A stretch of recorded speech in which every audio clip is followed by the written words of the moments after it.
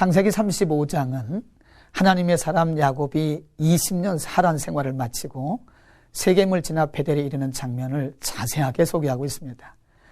야곱은 세겜성 근처에 장막을 치고 머무는 동안에 큰 애를 입었습니다.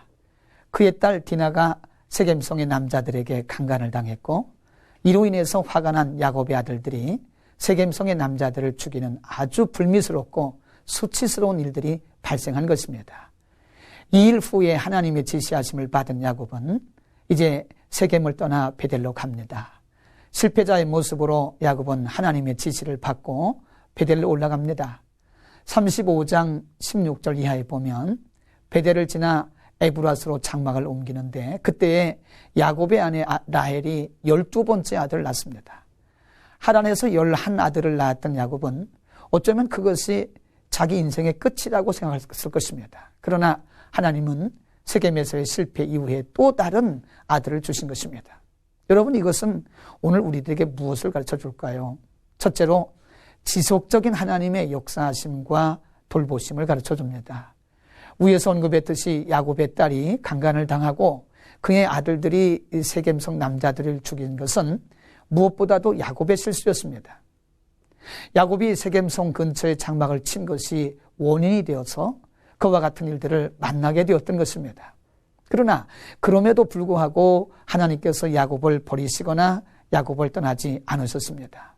도리어 그에게 새로운 아들을 주심으로써 그를 위로하신 것입니다.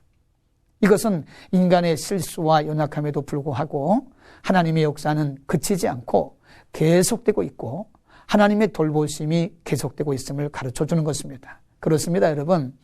하나님은 우리의 연약함과 실수를 아십니다.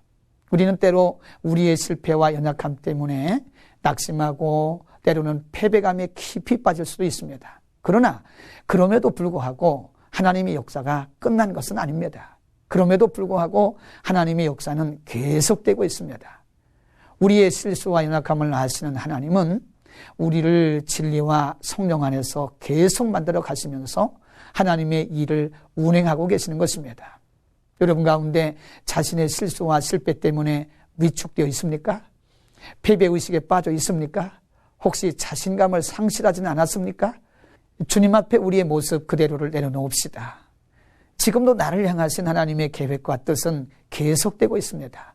너는 실패자요, 너는 패배자다 라고 조롱하는 사단의 말에 귀를 기울이지 말고, 그럼에도 불구하고 내가 너를 사랑한다고 말씀하시는 성령의 음성을 들읍시다.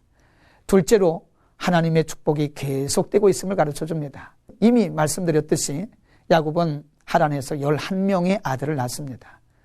그는 어쩌면 그것이 끝이라고 생각했을지도 모릅니다. 그의 나이도 있고 이미 그는 하란을 떠나봤기 때문에 더 이상 아들을 낳는다는 것은 생각지도 못했을 수 있습니다.